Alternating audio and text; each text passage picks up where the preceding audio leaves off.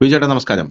ഡൽഹിയിലെ സംഭവ നമസ്കാരം. വികാസങ്ങൾ തന്നെയാണ് ഇന്നും നമ്മൾ ചർച്ച ചെയ്യാൻ പോകുന്നത്. ഇന്നലെ നമ്മളിത് ചർച്ച ചെയ്തതാണ്. പക്ഷേ കൂടുതൽ അപ്ഡേറ്റ്സ് ഓരോ ദിവസം കഴിയുന്തോറും ഡൽഹിയുമായി ബന്ധപ്പെട്ട് വന്നുകൊണ്ടിരിക്കുകയാണ് എന്നുള്ളത് കൊണ്ടാണ് നമ്മൾ വീണ്ടും വീണ്ടും ഇത് ചർച്ച ചെയ്യുന്നത്.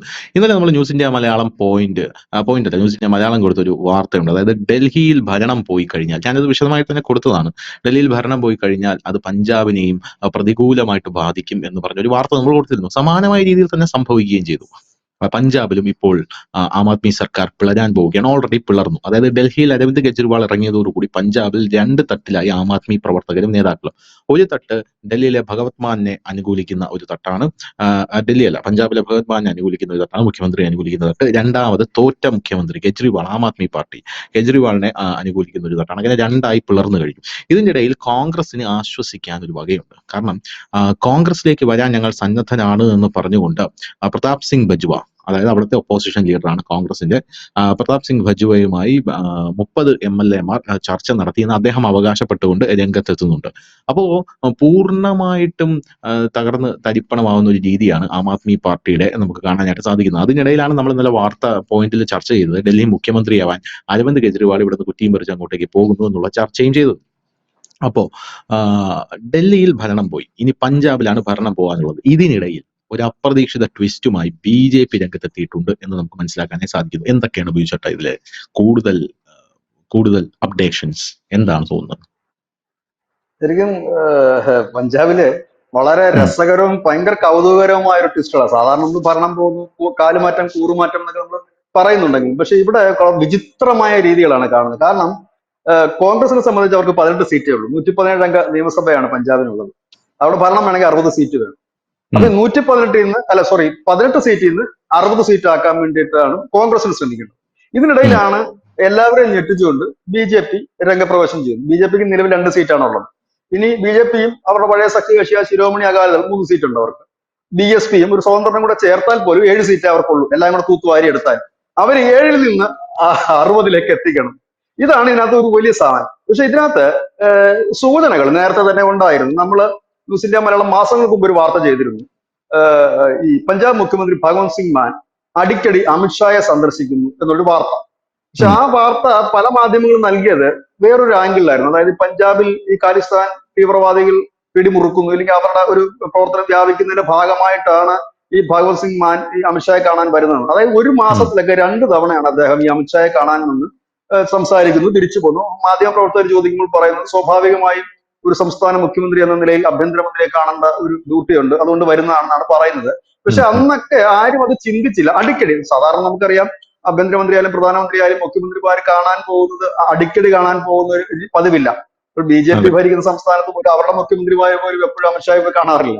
ഇവിടെ ഇത് അടിക്കടി വരുന്നുണ്ട് ഇങ്ങനെയുള്ള കാര്യങ്ങൾ. അപ്പോൾ ഒരുപക്ഷെ എല്ലാവരും കരുതിയത് ഇപ്പോൾ ഈ ഖാലിസ്ഥാൻകാർ കൂടുതൽ കോൺസെൻട്രേറ്റ് ചെയ്യുന്നത് പഞ്ചാബിലാണ്, കർഷക സമരത്തിന്റെ ഒക്കെ മറവിൽ അവർ വലിയ പ്രശ്നങ്ങൾ ഉണ്ടാക്കുന്നത്. അപ്പൊ അതുകൊണ്ട് ചിലപ്പോൾ അതിന്റെ കാര്യം ഡിസ്കസ് ചെയ്യാനാണ്.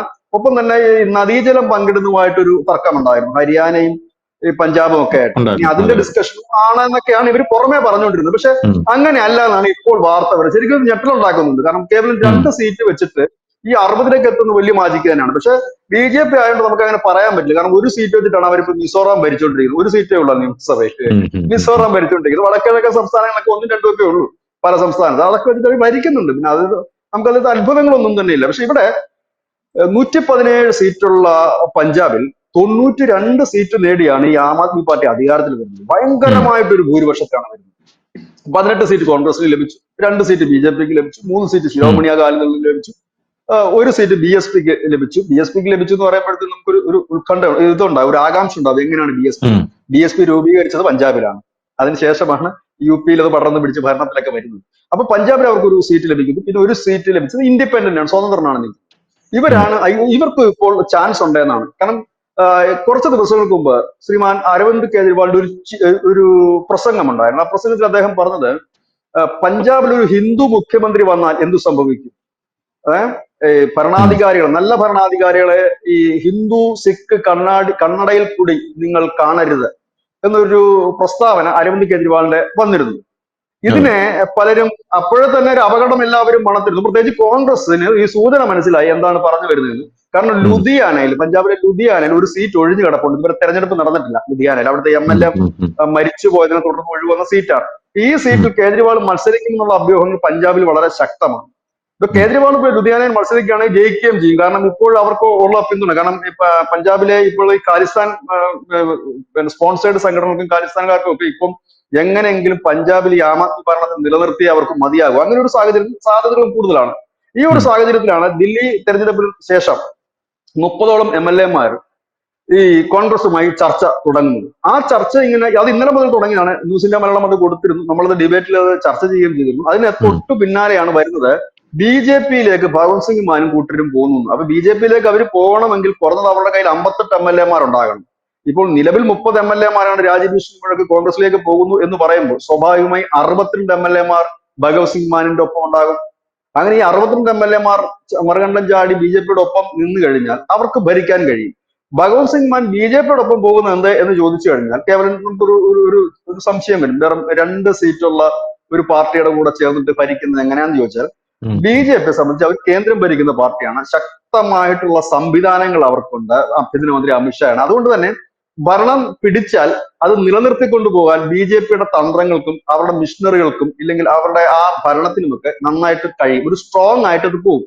അതുകൊണ്ടാണ് കോൺഗ്രസിന്റെ നേതാക്കന്മാർ ഇപ്പൊ പറയുന്നത് പഞ്ചാബിലെ ഷിൻഡയാണ് ഭഗവത് സിംഗ് മാൻ എന്നാ പറയുന്നത്. ഈ BJP-യുടെ ഈ അടുത്ത കാലത്തൊക്കെ BJP-യുടെ ഒരു വലിയ തന്ത്രം എന്ന് പറഞ്ഞാല് ഭരണം മറിച്ചിട്ടിട്ട് അവിടെ ഇതുപോലുള്ള ഓരോ ഷിൻഡമാരെ ഉണ്ടാക്കിയെടുക്കുക എന്നുള്ളതാണ് അവരുടെ ഒരു പ്രധാനം. അതായത് അവർ ഈ പാപഭാരം എടുത്ത് തലയെ വെക്കുന്നില്ല, പകരം ഭരണം മറിച്ചിടും. എന്നിട്ട് ആ വരുന്ന ഗ്രൂപ്പിനെ എടുത്ത് വെക്കുക, ഭരിക്കുക. അത് നല്ലതാണെങ്കിലും മോശമാണെങ്കിലും അവരുടെ തലക്ക് ഇരിക്കട്ടെ, അല്ലെങ്കിൽ ആ പാപഭാരം അവരുടെ. ഇനി എല്ലാം കഴിഞ്ഞ് ഇവരുടെ കള ഒരുങ്ങുമ്പോൾ അവരെ വിഴുങ്ങി ഇവർ കയറുകയാണ് ചെയ്യുന്നത്. ഇനി നമ്മൾ ബീഹാറിലും കാണാനിരിക്കുന്ന കളി ഇതൊക്കെ തന്നെയാണ്. ഏതായാലും പഞ്ചാബിൽ ഭഗവത് സിംഗ് മാനെ മുഖ്യമന്ത്രി ആക്കിക്കൊണ്ട് BJP അവിടെ വരും. അതിനുള്ള നീക്കങ്ങൾ BJP നടത്തുന്നു. ഒരു ഭാഗത്ത് അവർ കോൺഗ്രസിലേക്ക് പോകുന്നു. ഇതിനിടയ്ക്ക് അരവിന്ദ് കേജ്രിവാൾ പഞ്ചാബിലേക്ക് പോകുന്നു എന്നൊരു വാർത്ത വരുന്നുണ്ട്. അരവിന്ദ് കേജ്രിവാൾ MLA-മാരുമായി ബന്ധപ്പെട്ടു എന്നുള്ള വാർത്തയും വരുന്നുണ്ട്. ബന്ധപ്പെടാൻ ശ്രമിച്ചിട്ട് നടന്നില്ല എന്നുള്ള വാർത്തയും വരുന്നുണ്ട്. ഏതായാലും ആം ആദ്മിയെ സംബന്ധിച്ച് പഞ്ചാബിലൂടെ അവർ അധികാരത്തിൽ പോയാൽ, പഞ്ചാബിൽ നിന്നുകൂടി അവർ അധികാരത്തിലേക്ക് പോയാൽ സ്വാഭാവികമായി തന്നെ ആ ഒരു കാര്യത്തിന് ഒരു തീരുമാനമുണ്ടാകും.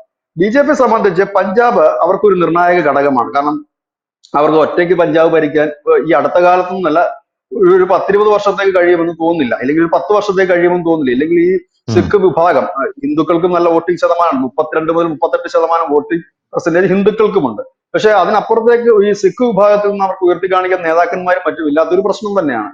അപ്പോൾ അത് കിട്ടണമെങ്കിൽ അവർക്കൊരു കുറഞ്ഞത് 10 വർഷം. കഴിഞ്ഞ നിയമസഭാ തെരഞ്ഞെടുപ്പില് അമിത്ഷാ പാർട്ടി പ്രവർത്തകരോട് പറഞ്ഞത് ജയിക്കാൻ വേണ്ടിയിട്ടല്ല നിങ്ങൾ ഇപ്പോൾ പ്രവർത്തിക്കേണ്ടത്, പകരം നമുക്ക് നല്ല നേതാക്കളെ നമ്മുടെ സംഘടന ശക്തിപ്പെടുത്താൻ വേണ്ടിയിട്ടാണ് നിങ്ങൾ മത്സരിക്കേണ്ടതെന്നാണ് കഴിഞ്ഞ 2022-ലാണ് നമ്മുടെ നിയമസഭാ തെരഞ്ഞെടുപ്പ്. ആ നിയമസഭാ തെരഞ്ഞെടുപ്പിന് സമയത്ത് അമിത്ഷാ നേരിട്ട്, അത് വലിയ വാർത്തയായിരുന്നു. നിങ്ങൾ ജയിക്കാൻ വേണ്ടിയിട്ടോ അല്ലെങ്കിൽ നിയമസഭ ഇലക്ഷന് വേണ്ടിയിട്ട് നിങ്ങൾ പ്രവർത്തിക്കേണ്ട, ഈ പ്രവർത്തനം നിങ്ങളിപ്പോൾ ഇലക്ഷൻ നടത്തുന്ന പ്രവർത്തനം നേതാക്കന്മാരെ പുതിയ സൃഷ്ടിച്ചെടുക്കാൻ പാർട്ടി ശക്തിപ്പെടുത്തും. അതിന്റെ ഭാഗമായിട്ട് കുറെ സിഖ് മുഖങ്ങളൊക്കെ BJP-യിലേക്ക് വന്നു. അതിലിപ്പോ ശ്രദ്ധേയമായ മുഖം ആരെന്ന് വെച്ചാൽ അമരീന്ദർ സിംഗ് മാത്രമാണ്, ക്യാപ്റ്റന്റെ ഒരു മുഖം മാത്രമാണ് കിട്ടിയത്. അപ്പൊ ഇതിനിടയ്ക്ക് പിന്നെ കുറച്ചു നടക്കുമ്പോൾ മറ്റൊരു വാർത്ത വന്നു, കോൺഗ്രസിനെ പിളർത്താനായിട്ട് BJP ശ്രമം നടത്തുന്നു എന്നുള്ളത്. അതായത് ഈ അമരീന്ദർ സിംഗ് വഴി ഈ 18 അംഗങ്ങളുള്ള കോൺഗ്രസിനെ നെടുകെ പിളർത്തി 9 പേരെ കൂട്ടാൻ വേണ്ടിയിട്ട് ശ്രമം BJP നടത്തുന്നു എന്നുള്ളൊരു വാർത്ത നേരത്തെ തന്നെ വന്നിരുന്നു. അങ്ങനെയെങ്കിൽ ഇത് പിന്നെയും ട്വിസ്റ്റ് ആകും. കാരണം ഈ വരുന്ന 30 പേരെയും കൂട്ടി ബാക്കിയുള്ളവരെയും കൂടെ തടുത്തു കൂട്ടി ഭരിക്കാൻ ഒരുങ്ങുന്ന കോൺഗ്രസിനെ അവരെ നെടുകെ പിളർന്നു കഴിഞ്ഞാൽ അതോടുകൂടി അവർ തീർന്നു കോൺഗ്രസ്. പകരം ആ കോൺഗ്രസിന്റെ 9 MLA-മാരും BJP-യുടെ 2 MLA-മാരും ശിരോമണി അകാലിദൾ, അതായത് 7 പേര്, ശിരോമണി BSP എല്ലാം കൂടി 7 പേര്. ഇപ്പൊ 9 7 എത്രയായി? 16 പേരായി. പിന്നെ അവിടുന്ന് അധികം പേര് വരേണ്ട കാര്യമില്ല. ഏതാണ്ട് ഒരു 40ഓളം പേര് വന്നു കഴിഞ്ഞാൽ, അല്ലെങ്കിൽ 40-44 പേര് വന്നു കഴിഞ്ഞാൽ ഈസി ആയിട്ട് ഭരിക്കാൻ കഴിയും. ഇങ്ങനെ ഒരു നീക്കം നടത്തും. അതായത് മൊത്തത്തിൽ കലങ്ങി മറിഞ്ഞു നിൽക്കും. ആരാരുടെയൊക്കെ ഒപ്പം പോകുമെന്ന് അറിയാത്ത അവസ്ഥ. കാരണം ഈ കോൺഗ്രസുമായിട്ട് BJP, കോൺഗ്രസിന്റെ വിമത വിഭാഗമായി BJP ചർച്ച നടത്തുന്ന വിവരം ന്യൂസ് ഇന്ത്യ മലയാളം മുമ്പ് കൊടുത്തിരുന്നൊരു വാർത്ത തന്നെയാണ്. അന്ന് അവരുടെ 9 MLA-മാരുമായി ചർച്ച നടത്തിയിട്ട് അമരീന്ദർ സിംഗ് പരസ്യമായിട്ട് പറഞ്ഞതാണ്. കോൺഗ്രസ് അതിനെ നിഷേധിച്ചിട്ടില്ല. അതിനുശേഷം ഹൈക്കമാൻഡ് ബന്ധപ്പെടാൻ ശ്രമിച്ചപ്പോൾ ഈ കോൺഗ്രസിന്റെ 3-4 MLA-മാരുടെ ഫോൺ ഓഫ് ആണെന്നുള്ള വാർത്തകൾ നമ്മൾ അന്ന് കൊടുത്തിരുന്നത്. പക്ഷെ അന്ന് നമ്മൾ ഇതിനെ അത്ര ഗൗരവമായി കണ്ടില്ല. കാരണം നമ്മളുടെ ഒരു കാൽക്കുലേഷൻ പോയത് ഈ 2 സീറ്റും ഈ 9 പേര് വന്ന 11 സീറ്റും ഇനി ബാക്കിയുള്ളവരെ കൂടെ ഒക്കെ തടുത്തു കൂട്ടിക്കഴിഞ്ഞാൽ മൊത്തം 10-16 അല്ലെങ്കിൽ 17 കഴിയുമെന്ന് ചിന്തയുണ്ടായിരുന്നു. പക്ഷെ ഇപ്പൊ എല്ലാം കലങ്ങി മറിയുകയാണ്. ഭഗവത് സിംഗ് മാൻ ബി ജെ പിയോടൊപ്പം ചേർന്ന് മുമ്പോട്ട് പോവുകയാണെന്നുണ്ടെങ്കിൽ ഭഗവത് സിംഗ് മാൻ നോക്കുന്നത് ബി ജെ പിയുടെ 2 സീറ്റിന്റെ ഒരു പിന്തുണയല്ല അദ്ദേഹം നോക്കുന്നത്, കേന്ദ്രത്തിന്റെ ഉറച്ച ഒരു പിന്തുണ. അതായത് എങ്ങനെ പോയാലും ഭരണം പോകില്ല, ഇല്ലെങ്കിൽ ഭരണം പോകാൻ കേന്ദ്രം അനുവദിക്കില്ല എന്ന് അവർക്ക് ഭഗവത് സിംഗ് മാൻ നന്നായി അറിയാം. ബി ജെ പിയെ സംബന്ധിച്ച് ഭഗവത് സിംഗ് മാനല്ല ആരിരുന്നാലും അവരെ സംബന്ധിച്ച് ഒന്നുമല്ല. കാരണം അവർക്ക് പഞ്ചാബിന്റെ കൺട്രോൾ അവരുടെ കയ്യിൽ വേണം. കാരണം ഒരു അതെ അതെ. അതിർത്തി സംസ്ഥാനമാണ്. ഇന്ന് രാജ്യത്ത് ഏറ്റവും കൂടുതൽ വിഘടനവാദ ഭീഷണി നേരിടുന്ന ഒരു സംസ്ഥാനം പഞ്ചാബാണ്. ഖാലിസ്ഥാൻ വാദമൊക്കെ ഉയർന്നു വന്നുകൊണ്ടിരിക്കുന്നു. മറ്റൊന്ന്, ഇപ്പോൾ അമേരിക്കയിൽ നിന്നും ഇനിയിപ്പോ അധികം വൈകാതെ കാനഡയിൽ നിന്നുമൊക്കെ അനധികൃത കുടിയേറ്റക്കാരെ പുറത്താക്കും. ആ കൂട്ടത്തിൽ ഈ ഖാലിസ്ഥാനിലെ പലരും ഉണ്ടാകും. അപ്പൊ പഞ്ചാബിലടക്കം വലിയ റെയ്ഡുകളും അറസ്റ്റുകളും വ്യാപകമായി തന്നെ ഉണ്ടാകും. ഒപ്പം തന്നെ ഈ കാനഡയിൽ നിന്നും ഖാലിസ്ഥാൻ ഭീകരരെ ഡിപ്പോർട്ട് ചെയ്യാനുള്ള ഒരു നീക്കം ഒരുപക്ഷെ നടത്തേക്കാം. കാരണം ട്രൂഡോ ഒക്കെ പോയി പുതിയ ഉം. ഭരണം വരുമ്പോഴേക്കും അങ്ങനെ ഒരു നീക്കങ്ങൾ നടന്നേക്കാം. അല്ലെങ്കിൽ ട്രംപിന്റെ പ്രഷർ കൊണ്ട് ചിലപ്പോൾ നടന്നേക്കാം. അങ്ങനെയൊക്കെ വരുമ്പോൾ ഈ പഞ്ചാബിന്റെ ഒരു കടിഞ്ഞാൺ ബി ജെ പിയുടെ കയ്യിൽ വേണമെന്ന് ബി ജെ പിക്ക് നിർബന്ധമാണ്. അപ്പൊ ആ ഒരു നീക്കം ബി ജെ പി നടത്തുന്നത് ആ തരത്തിലാണ്. അവർക്കിപ്പോൾ ഭഗവത് സിംഗ് മാനോ ഇല്ലെങ്കിൽ മറ്റാരെങ്കിലോ മുഖ്യമന്ത്രി ആയിരിക്കുന്നതിൽ അവർക്കൊരു വിരോധമില്ല. കാരണം മുഖ്യമന്ത്രിക്കല്ലല്ലോ അവിടെ റോള്, തല മുഴുവൻ ഡൽഹിയും ഭരണം ഉം. പഞ്ചാബിലും എന്നുള്ള രീതിയിലായിരിക്കും അവിടെ കാര്യങ്ങൾ മുൻപോട്ട് പോകുന്നത്. അപ്പൊ അവർക്കതൊരു വിഷയമേ അല്ല. അപ്പൊ അത് ഒരു ഒരു നീക്കമാണ്. അങ്ങനെ ഒരു നീക്കവും നടക്കുന്നത്. ഏതായാലും പഞ്ചാബ് കലങ്ങി മറിയുന്നു എന്ന് തന്നെ പറയാം. പക്ഷെ ഇവിടെ ശ്രദ്ധിക്കേണ്ട ഒരു കാര്യമുണ്ട്.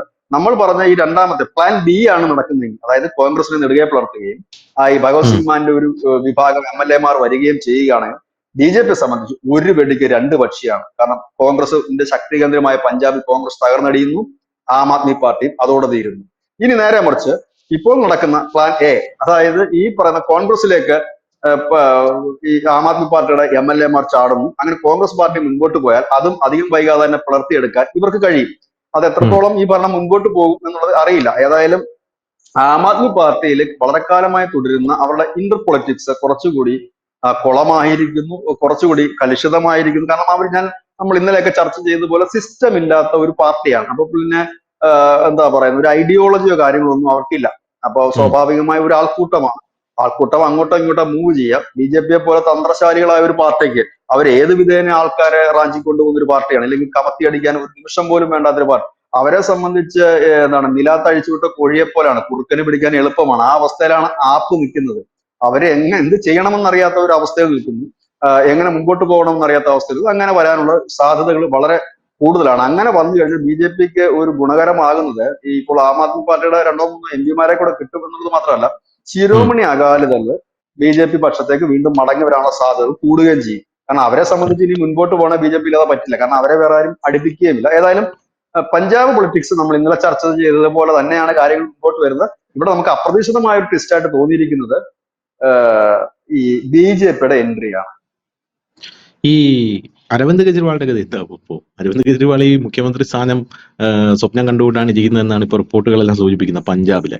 രണ്ടാമത്തെ കാര്യം, ഇനി അരവിന്ദ് കെജ്രിവാളിന്റെ മുമ്പിലുള്ളത് ഒരു രാജ്യസഭാ സീറ്റാണ്. രാജ്യസഭാ സീറ്റ് ഡൽഹിയിൽ ഇനി രാജ്യസഭാ ഇലക്ഷൻ വരണമെങ്കിൽ എനിക്ക് തോന്നുന്നു 2020 30 ആവണമെന്ന് തോന്നുന്നു. പഞ്ചാബിലും സമാനമായിട്ടുള്ള സാഹചര്യമാണ്. അപ്പൊ ഇങ്ങനെ ശിഥിലമായി കഴിഞ്ഞാൽ അരവിന്ദ് കെജ്രിവാളിന്റെ ഗതി എന്താകും? അല്ല, അരവിന്ദ് കെജ്രിവാൾ പണ്ടേ തന്നെ പഞ്ചാബ് ഭരിക്കണം മോഹം തുറന്നു പറഞ്ഞ ആളാണ്. ഉം. പഞ്ചാബും ഭരിക്കുന്നു. ആം ആദ്മിക്കാരെല്ലാം പഞ്ചാബിൽ ഇലക്ഷൻ നടക്കുന്ന സമയത്ത് പറഞ്ഞു അരവിന്ദ് കെജ്രിവാൾ മുഖ്യമന്ത്രിയാകും. അന്ന് ഇവര് വിചിത്രമായ ഒരു കാര്യം കൂടി പറഞ്ഞു, ഉം. പഞ്ചാബും ഉം. ദില്ലിയിലും ഒരു മുഖ്യമന്ത്രി തന്നെ പഞ്ചാബും ദില്ലിയും ഭരിക്കുമെന്ന്.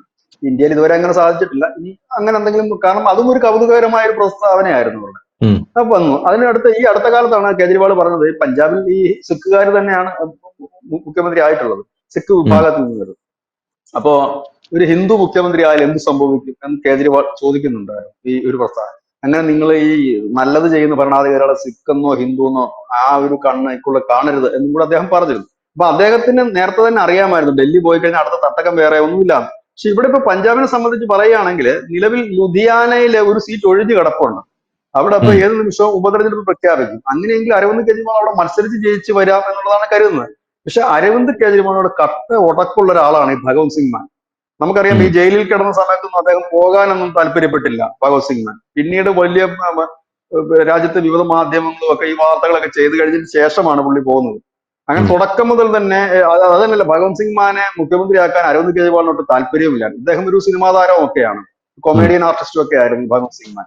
പിന്നെ 24 hours പുള്ളി ആൽക്കഹോളാണ് എന്നുള്ളതാണ് ഒരു ഇത്. പിന്നെ പഞ്ചാബിനെ സംബന്ധിച്ച് അതൊരു പുതുമയുള്ള കാര്യമല്ല. അവിടെ മദ്യപാനം എന്നുള്ളത് അവിടെ ഒരു മദ്യപിച്ച് നടക്കുക എന്നുള്ളൊരു മദ്യവും പുതുമയുള്ള മയക്കുമരുന്നും കാര്യമാണ്. പഞ്ചാബിലെ സ്വാഭാവികമായിട്ടുള്ള കാര്യമാണ്. പഞ്ചാബിൽ സുലഭമാണ്. അപ്പൊ അവിടെ അത് മദ്യപിക്കുന്നത്. പക്ഷെ ഇദ്ദേഹം ഫുൾ ടൈം മദ്യപിക്കുന്ന ഒരാളായിരുന്നു. അങ്ങനെ ഈ കേജ്രിവാളിന് വലിയ താല്പര്യമില്ല. പക്ഷെ കേജ്രിവാൾ അവിടെ ബുദ്ധിപൂർവ്വം ചിന്തിച്ചത് ഏതായാലും തന്റെ ബ്രെയിനിലാണ് ഇത് ഓടുന്നത്. തന്നെക്കാൾ മിടുക്കനായ ഒരാൾ പഞ്ചാബിൽ വന്നു കഴിഞ്ഞാൽ അത് പണി പാടും. അതുകൊണ്ട് തന്നെ ഇയാൾ ഇരുന്നോട്ടെ എന്ന് പറഞ്ഞു. പക്ഷെ ഇദ്ദേഹത്തിനോട് ഈ ഭഗവത് സിംഗ് മാന്റെ ഒരു അഡ്വാൻറ്റേജ് എന്താന്ന് വെച്ചാൽ ഇദ്ദേഹത്തിനോട് ജനങ്ങൾക്ക് വിരോധമില്ല. കാരണം ഉം. ഇദ്ദേഹം ഈ എന്താ പറയുക അല്ലാതെ ഇദ്ദേഹം വലിയ മികച്ച ഭരണാധികാരിയോ ഇല്ലെങ്കിൽ വാഗ്ദാനങ്ങൾ നടപ്പാക്കുന്ന വ്യക്തി ഒന്നും തന്നെയല്ല. യാതൊരു കഴിവില്ലാത്തൊരു വ്യക്തി തന്നെയാണ്. യാതൊരു ഗുണവുമില്ല കഴിവും ദോഷവും ഇവരത് ഇല്ല എന്നുള്ള പറയും പോലെ. കാണിച്ചിട്ട് ഒന്നുമില്ലാതെ. അപ്പൊ ഇദ്ദേഹത്തെ ജനങ്ങൾക്ക് ഇഷ്ടമാണ് എന്ന് പറഞ്ഞു കഴിഞ്ഞാൽ ഈ ഉം. സാധാരണപ്പെട്ടവനെ കണക്ക് നിലത്തിരുന്ന് കഴിക്കുക, എവിടെങ്കിലും തർക്കം ഉണ്ടെങ്കിൽ അവിടെ ഇറങ്ങുക, ഉം. പിന്നെ മദ്യപിച്ച ആൾക്കാരുടെ തോളത്ത് കൈയിടുക, അങ്ങനെ ഒരു ഉം. സാധാരണപ്പെട്ടവന്റെ ലെവൽ. പിന്നെ അദ്ദേഹം ഒരു സിനിമാ താരമായിരുന്നു എന്നുള്ളത് കൊണ്ട് തന്നെ ആ ഒരു ഇമേജ് ഉണ്ട് എന്നുള്ളത് കവിഞ്ഞ് അപ്പുറത്തേക്കൊന്നുമില്ല. ഒരു ഉം. നിരുപദ്രവകാരിയായ ഒരു മനുഷ്യൻ. എന്താണ് ഗുണവും ഇല്ല, ധനുഷ് പറഞ്ഞ ഗുണവും ഇല്ല ദോഷവും ഇല്ല, അങ്ങനെ അങ്ങ് പോകുന്നു എന്നൊരു വ്യക്തി ഉം. മാത്രമാണ്. ഏതായാലും ഇപ്പോൾ അരവിന്ദ് കെജ്രിവാളിനെ സംബന്ധിച്ച് വളരെ അധികം കഷ്ടകാലമാണ്. കാരണം മറ്റു പാർട്ടികളെ പോലെ അല്ല ഈ ആം ആദ്മി പാർട്ടി. അരവിന്ദ് കെജ്രിവാളിന് കാലിടറിയിരിക്കുന്നു, അദ്ദേഹം തന്നെ തോറ്റുപോയിരിക്കുന്നു. ഈ ഒരു സാഹചര്യത്തിൽ അദ്ദേഹം പറയുന്നത് പോലെ എത്ര പേര് ഇനി കേൾക്കുമെന്നുള്ള കാര്യം കണ്ടറിയണം. കാരണം കോൺഗ്രസിനെ ഓക്കെ. സംബന്ധിച്ച് അവർ ഈ അവസരം നന്നായി മുതലെടുക്കും. കാരണം അവരുടെ ഒരു ഉരുക്ക് കോട്ടയായിരുന്ന പഞ്ചാബിലേക്ക് ആം ആദ്മി കടന്നു കയറിയതാണ്. അത് അവർക്ക് ഒട്ടും സഹിക്കാനും പറ്റുന്നതല്ല. താങ്ക് യു ബിജുട്ടാ. Thank you so much.